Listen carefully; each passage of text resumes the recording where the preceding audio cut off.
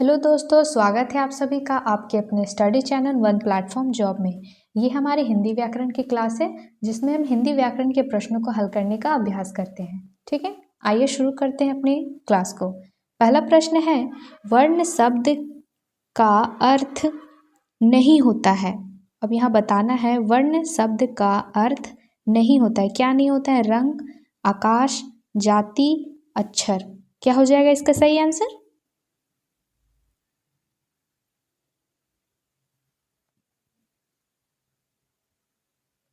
तो इसका सही आंसर हो जाएगा ऑप्शन नंबर बी, आकाश। वर्ण शब्द का अर्थ रंग होता है, जाति होता है, अक्षर होता है, लेकिन आकाश नहीं होता है। ठीक है, तो ऑप्शन नंबर बी हो जाएगा इसका करेक्ट आंसर। आइए चलते अपने अगले प्रश्न की ओर। अगला प्रश्न है, उपसर्ग का प्रयोग होता है। उपसर्ग का कहाँ प्रयोग होता है? शब्द के आदि में, शब्द के मध्य में, शब्द के अंत में, इनमें से कोई नहीं। क्या होगा इसका सही आंसर?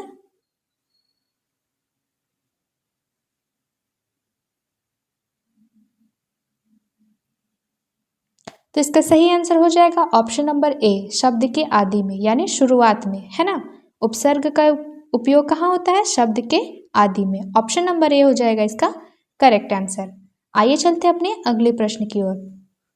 अगला प्रश्न है, निम्नलिखित में पुल्लिंग शब्द नहीं है।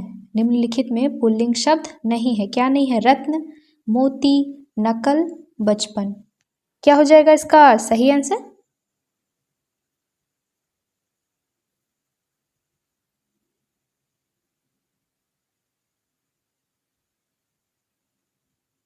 तो इसका सही आंसर हो जाएगा ऑप्शन नंबर सी, नकल। नकल जो है पुल्लिंग शब्द नहीं है। बाकी बात, जिन शब्दों के अंत में त्र, न, न, व, या त्व आते हैं वो क्या होते हैं? पुल्लिंग शब्द होते हैं। ठीक है, तो ये पुल्लिंग है, ये भी पुल्लिंग है, और जितने भी रत्न होते हैं ना, रत्न जैसे मूंगा, मोती, हीरा, ये सारे क्या होते हैं? पुल्लिंग में ही होते हैं। ठीक है, तो ये भी पुल्लिंग है, लेकिन ये पुल्लिंग में नहीं है। तो ऑप्शन नंबर सी हो जाएगा इसका करेक्ट आंसर। ठीक है, आइए चलते हैं अपने अगले प्रश्न की ओर। अगला प्रश्न है, तालीन शब्द का संधि विच्छेद होगा। तालीन शब्द का संधि विच्छेद क्या होगा? तत्वलीन, तल्लीन, तत्लीन, तत्लीन। क्या हो जाएगा इसका सही आंसर?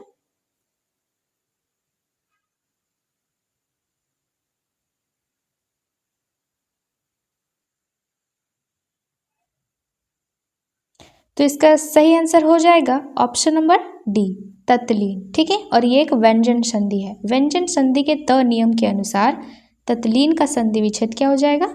तल, तत् जोड़ लीन। ठीक है, आइए चलते हैं अपनी अगले प्रश्न की ओर। अगला प्रश्न है, इनमें से कौन सा शब्द दिग्गु समास है? मैंने समास पढ़ा रखा है। ठीक है, अब बताइए कि कौन सा दिग्गु समास कौन सा है? भुजदंड, माखन चोर, भला बुरा, या ऑप्शन नंबर डी, चतुर्भुज। क्या हो जाएगा इसका सही आंसर?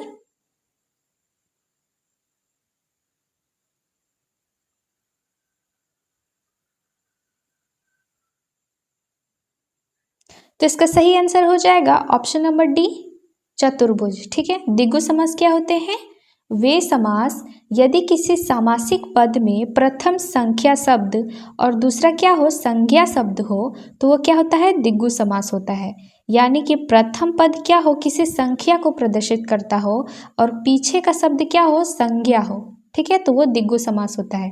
यानी कि जिससे किस वह शब्द, वह समास जिससे कि किसी संख्या के समूह का बोध कराता हो, वो क्या हो जाएगा? दिगु समास हो गया। जैसे चतुर, द्वितीय, तृतीय, ये सब आ जाएगा तो किस में जाएगा? दिगु समास। यानी जितने भी नंबर वाले नाम होंगे ना, वो सारे दिगु समाज में जाएंगे। ठीक है, तो ऑप्शन नंबर डी हो जाएगा इसका करेक्ट आंसर। आइए चलते अपने अगले प्रश्न की ओर। अगला प्रश्न है, हथियाना में कौन सी क्रिया है? हथियाना में कौन सी क्रिया है? प्रेरणार्थक क्रिया, संयुक्त क्रिया, अनुकरणात्मक क्रिया, नाम धातु क्रिया। क्या हो जाएगा इसका सही आंसर?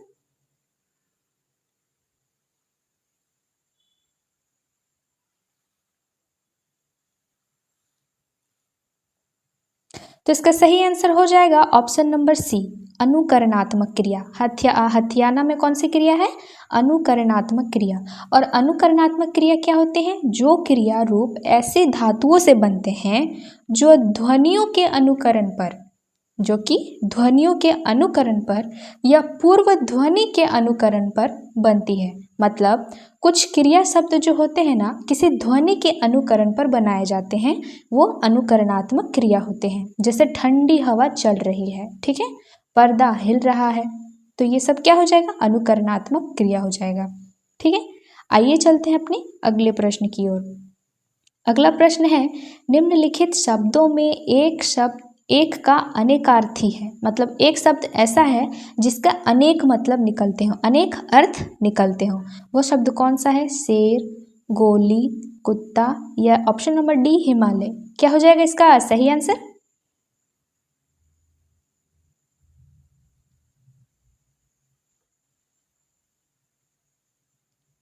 तो ऑप्शन नंबर बी हो जाएगा इसका करेक्ट आंसर। अब गोली से बहुत सारे इसका अर्थ निकलता हो, किस टाइप की गोली, दवाई वाली गोली या बंदूक की गोली, लेकिन हिमालय, शेर, कुत्ता ये सारे क्या हो जाएंगे? एक प्रकार के नाम हैं, है ना, एक प्रकार के जानवरों के और पर्वतों के नाम है, तो ये संज्ञा शब्द हो जाएंगे और इनके कोई मतलब नहीं निकलते हैं, बस उनका नाम है।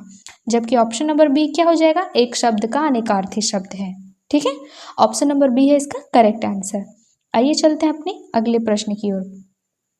अगला प्रश्न है, अपशकुन का विलोम क्या है? अपशकुन का विलोम क्या है? अस्कुन, ऑप्शन नंबर बी है शकुन, ऑप्शन नंबर सी है पुण्य और ऑप्शन नंबर डी है पवन। क्या हो जाएगा इसका सही आंसर?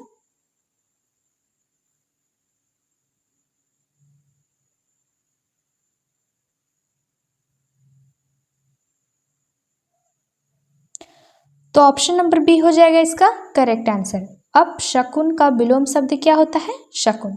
ठीक है, आइए चलते हैं अपने अगले प्रश्न की ओर।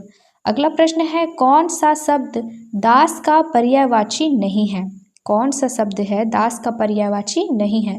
अनुचर, परिकर, भृत्य या डी सेवक। क्या हो जाएगा इसका सही आंसर?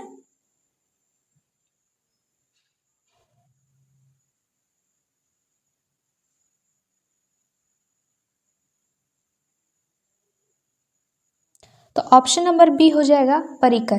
परिकर जो है वो दास का पर्यायवाची नहीं है, जबकि अनुचर, भृत्य और सेवक क्या है? दास के पर्यायवाची है, जबकि परिकर नहीं है। ठीक है, तो ऑप्शन नंबर बी हो जाएगा इसका करेक्ट आंसर। आइए चलते हैं अपने अगले प्रश्न की ओर। अगला प्रश्न है, चांद पर थूकना मुहावरे का आशय क्या है? चांद पर थूकना मुहावरे का आशय क्या है? असंभव काम करना, निरर्थक काम करना या ऑप्शन नंबर सी है सौंदर्भ का अनादर करना। सौंदर्भ नहीं होगा, यहाँ पे होगा सौंदर्य का अनादर करना। ऑप्शन नंबर डी है इनमें से कोई नहीं। क्या हो जाएगा इसका सही आंसर?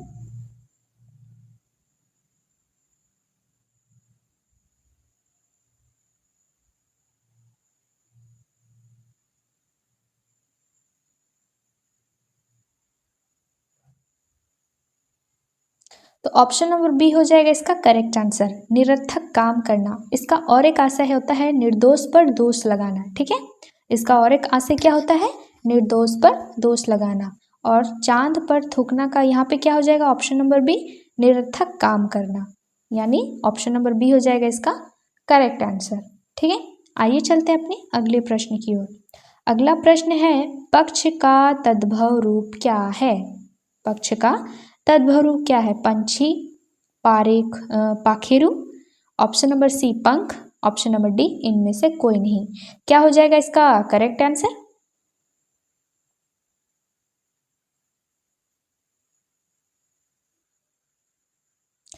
तो इसका करेक्ट आंसर हो जाएगा ऑप्शन नंबर सी पंख। पक्ष क्या है? एक तत्सम शब्द है। तत्सम मतलब संस्कृत के शब्द और तद्भव शब्द मतलब आज के हिंदी भाषा के शब्द जो बोलचाल में आते हैं। ठीक है, तो तत्पक्ष का तद्भव रूप क्या हो जाएगा? पंख। ऑप्शन नंबर सी हो जाएगा इसका करेक्ट आंसर। ठीक है, आइए चलते हैं अपने अगले प्रश्न की ओर। अगला प्रश्न है, निम्नलिखित में से शुद्ध वर्तनी वाला शब्द है? मतलब किसमें मात्रा ये सही प्रकार से लगी हुई है और शुद्ध रूप से सही तरीके से लिखा हुआ कौन सा है? शब्द दिया है कलेश, ऑप्शन नंबर बी में भी वही है, तो ऑप्शन नंबर सी और ऑप्शन डी। तो क्या हो जाएगा इसका सही आंसर? किसमें सही प्रकार से लिखा हुआ है?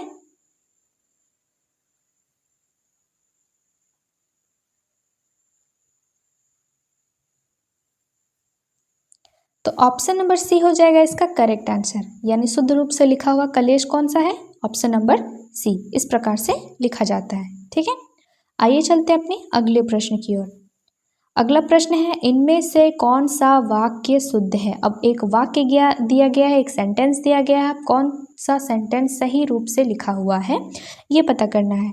तो ऑप्शन नंबर ए है सीता ने यह कहा, ऑप्शन नंबर बी है सीता ने यह कही, ऑप्शन नंबर सी है सीता यह कही, या ऑप्शन डी सीता यह कहा। क्या हो जाएगा इसका सही आंसर?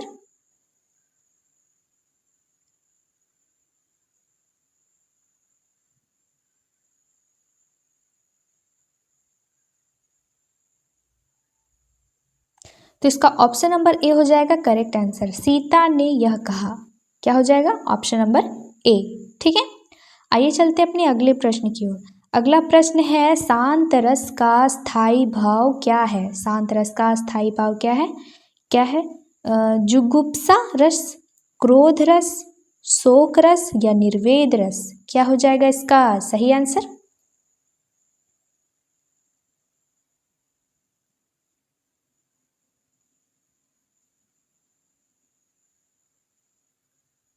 तो इसका सही आंसर हो जाएगा ऑप्शन नंबर डी, निर्वेद रस। और निर्वेद रस क्या होता है? जब यह अस्थाई होकर, जब कोई भाव या भावना अस्थाई होकर विभाव, अनुभव या संचारी भावों से युक्त होकर रस रूप में परिवर्तित हो जाता है, तो उसको शांत रस कहते हैं। और शांत रस को ही क्या कहते हैं? निर्वेद रस कहते हैं। यानी संचारी भाव क्या होता है? पूजा पाठ वाले भाव, शांत रूपी वाले भाव, वो क्या होते हैं? निर्वेद रस कहलाते हैं, ठीक है।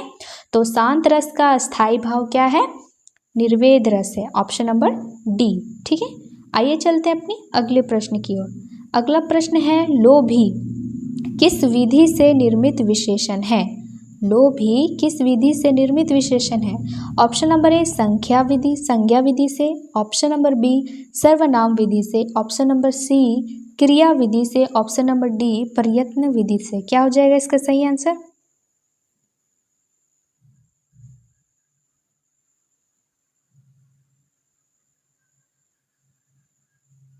तो इसका सही आंसर हो जाएगा लोभी किस विधि से निर्मित विशेषण है? तो संज्ञा विधि से निर्मित विशेषण है, ठीक है।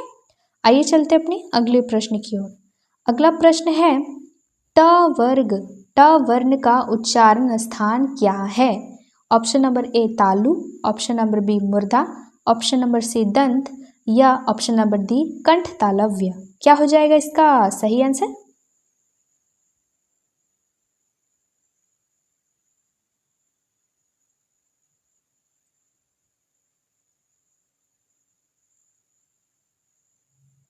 तो इसका सही आंसर हो जाएगा ऑप्शन नंबर बी मूर्धा, यानी ट वर्ण का उच्चारण स्थान क्या है? मूर्धा, यानी ट वर्ग, ट से ट के बाद ट ठ ड ढ ये सब सारे उच्चारण कहाँ से होता है? तो मुख के मूर्धा से होता है। ऑप्शन नंबर बी हो जाएगा इसका करेक्ट आंसर। आइए चलते अपने अगले प्रश्न की ओर। निम्नलिखित में से कौन सा शब्द पुल्लिंग है? निम्नलिखित में से कौन सा शब्द पुल्लिंग है ये बताना है। पहला है कपट, दूसरा सुंदरता, तीसरा मूर्खता, और चौथा है निर्दरता, निद्रा। क्या हो जाएगा इसका सही आंसर?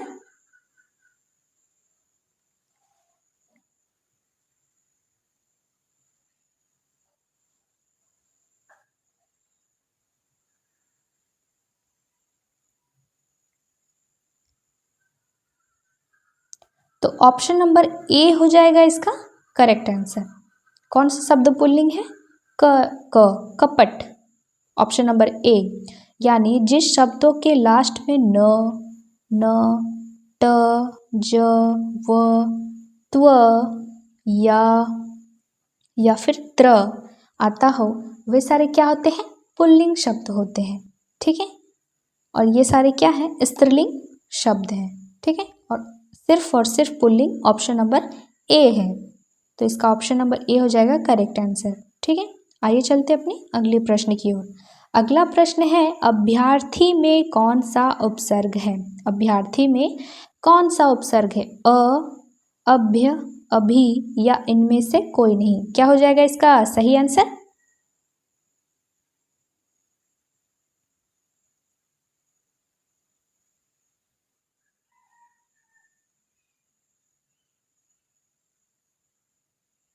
तो ऑप्शन नंबर सी हो जाएगा इसका सही आंसर। अभ्यर्थी का अगर संधि विच्छेद करेंगे तो क्या हो जाएगा?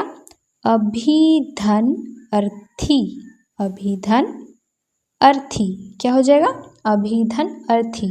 तो उपसर्ग कौन सा होता है? जो शब्द के आगे लगा हो, यानी ये क्या है? उपसर्ग है। तो ऑप्शन नंबर सी हो जाएगा इसका करेक्ट आंसर। ठीक है, आइए चलते अपने अगले प्रश्न की ओर। अगला प्रश्न है छोटा शब्द का भाववाचक संज्ञा रूप क्या होगा? छोटी, छूटपन, छोटापन या छोटापा? क्या हो जाएगा इसका सही आंसर?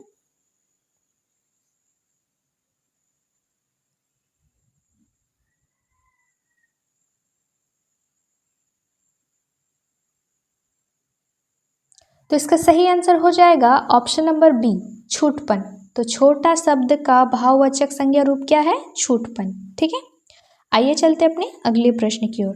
अगला प्रश्न है नीचे दिए गए विकल्पों में से तत्सम शब्द का चयन करें। तत्सम शब्द यानी कौन से शब्द? संस्कृत के शब्द, है ना। तो तत्सम शब्द कौन है? गुलाब, घर, बादल या ऑप्शन नंबर डी इनमें से कोई नहीं? क्या हो जाएगा इसका सही आंसर?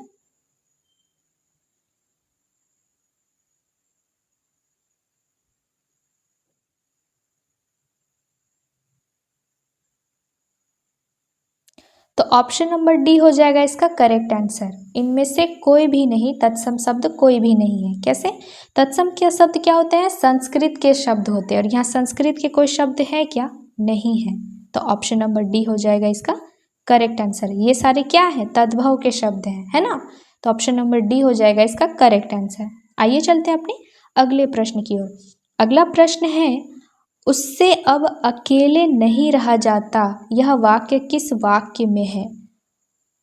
कर्तरीवाच्य में, कर्मवाच्य में, भाववाच्य में या उपयुक्त में से कोई नहीं? क्या हो जाएगा इसका सही आंसर?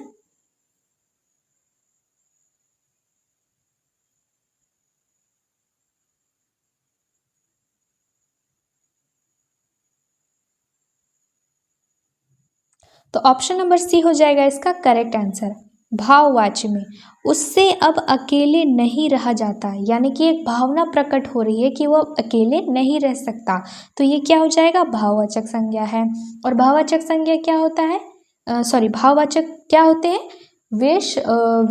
वे वाच्य जो कि किसी भाव को प्रकट करते हैं, जिसे हम देख नहीं सकते, सिर्फ महसूस कर सकते हैं, वे भाववाच्य होते हैं, है ना। जैसे कि बुढ़िया से उठा नहीं जाता, तो ये भी क्या हो जाएगा?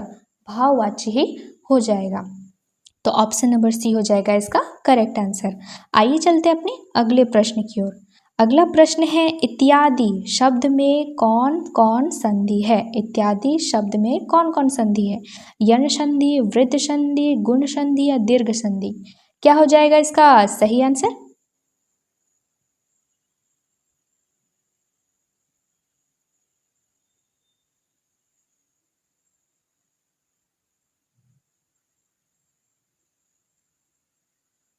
ऑप्शन नंबर ए हो जाएगा इसका करेक्ट आंसर। इत्यादि में कौन सी संधि है? यण संधि। अगर इत्यादि का संधि विच्छेद करेंगे तो क्या होगा? इति धन, इति धन आदि। क्या हो जाएगा? इति धन आदि।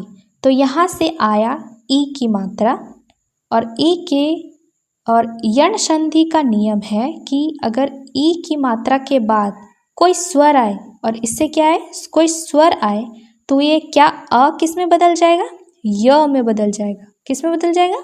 य में बदल जाएगा। ठीक, तो अगर इसको संधि विच्छेद करेंगे तो इति धन आदि होगा। ठीक है, तो इन दोनों को मिलाकर बनेगा इत्यादि।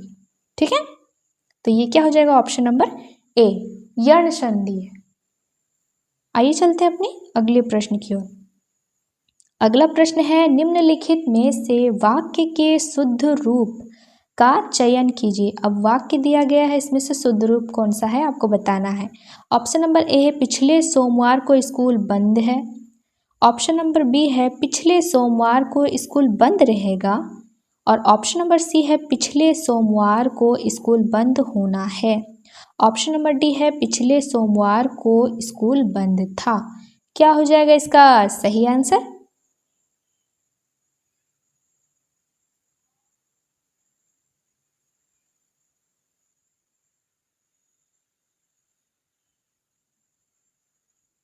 तो ऑप्शन नंबर डी हो जाएगा इसका करेक्ट आंसर। पिछले सोमवार को स्कूल बंद था। कैसे पता चला? कि यहाँ शब्द के आगे क्या लगा हुआ है? पिछले, यानी ये भूतकाल का है, बीता हुआ समय है। और बीता हुआ समय में क्या लगता है? थ लगता है।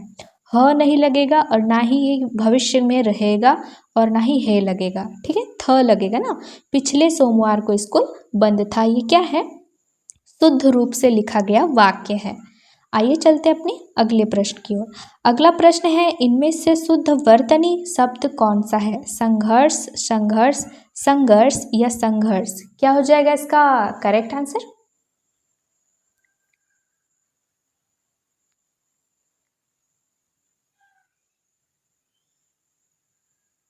तो ऑप्शन नंबर बी हो जाएगा इसका करेक्ट आंसर। शुद्ध वर्तनी में लिखा हुआ शब्द कौन सा है? Option number B. ठीक है, आइए चलते हैं अपने अगले प्रश्न की ओर। अगला प्रश्न है, निम्नलिखित में से कौन सा समास नहीं है? अब समास बताना है कौन सा नहीं है। समास पढ़ाया हुआ है ना। तो ऑप्शन नंबर ए है अव्यय भाव समास, कर्म कारक समास, द्वंद्व समास, बहुव्रीहि समास। कौन सा इसमें से समास नहीं है?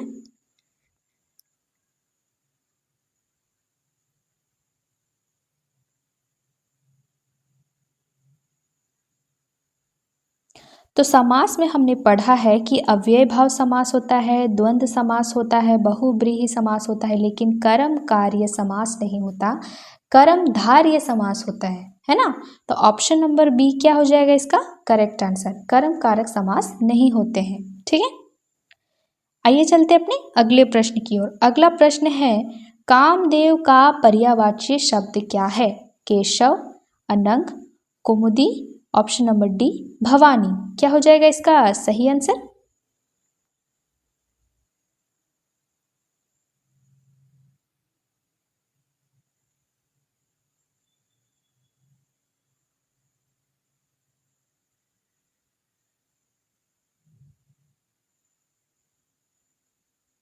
तो option number B, option number B Anang क्या हो जाएगा? कामदेव का पर्यायवाची शब्द है। और भी शब्द होते जैसे मनमत, मंजिश, ये सारे क्या हो गए? कामदेव के पर्यायवाची शब्द हो जाएंगे। तो ऑप्शन नंबर बी हो जाएगा इसका करेक्ट आंसर। आइए चलते हैं अपने अगले प्रश्न की ओर। अगला प्रश्न है, समानार्थी शब्द का चयन कीजिए। समानार्थी शब्द यानी एक जैसे शब्द, है ना। तो अरि शब्द दिया गया है। अब इसके समानार्थी यानी इसके समान वाले शब्द कौन से हैं? शत्रु, प्यासा, सैनिक या प्रेम? क्या हो जाएगा इसका सही आंसर?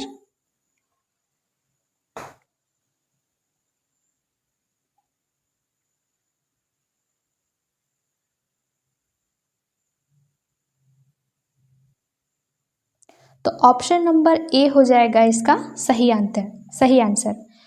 अरे क्या होता है? शत्रु का ही दूसरा रूप में लिखा हुआ शब्द है। ठीक है, तो इसका अर्थ क्या होता है? शत्रु, यानी इसका समानार्थी समानार्थी शब्द क्या है? ऑप्शन नंबर ए शत्रु। ठीक है, आइए चलते अपने अगले प्रश्न की ओर। अगला प्रश्न है, यथावर का विलोम शब्द क्या है? यथावर का विलोम शब्द क्या है? यानी जंगम, मंगल, दंगल या दीवान? क्या हो जाएगा इसका सही आंसर?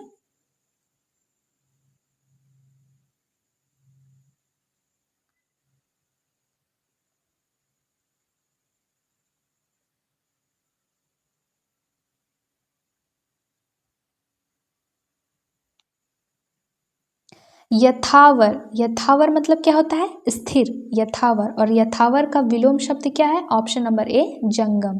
क्या है? ऑप्शन नंबर ए जंगम। ठीक है, आइए चलते हैं अपने अगले प्रश्न की ओर। अगला प्रश्न है, आवश्यकता से अधिक दृष्टि होने पर उसके लिए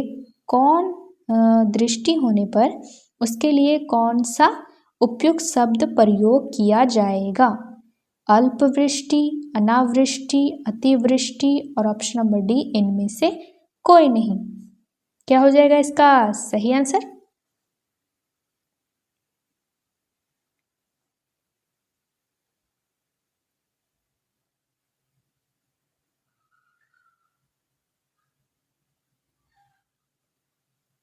तो वृष्टि मतलब क्या होता है? वर्षा होना। ठीक है, वर्षा यानी आवश्यकता से अधिक जब बारिश होती है तो उसको क्या बोलते हैं? अतिवृष्टि बोलते हैं, है ना, अतिवृष्टि। और जब कम होता है तो अनावृष्टि। क्या हो जाएगा इसका सही आंसर? अतिवृष्टि। ठीक है, आइए अपने अगले प्रश्न की ओर चलते हैं। अगला और आखिरी प्रश्न है, कभी नाव गाड़ी पर, कभी गाड़ी नाव पर लोकाक्ति का सही आशय क्या है? यानी एक लोकाक्ति दिया गया है, उसका सही अर्थ बताना है। ऑप्शन नंबर ए है संघर्ष होना, ऑप्शन नंबर बी एक दूसरे की सहायता करना, ऑप्शन सी भलाई करना या ऑप्शन डी इनमें से कोई नहीं। क्या हो जाएगा इस सही लोकाक्ति का सही आशय?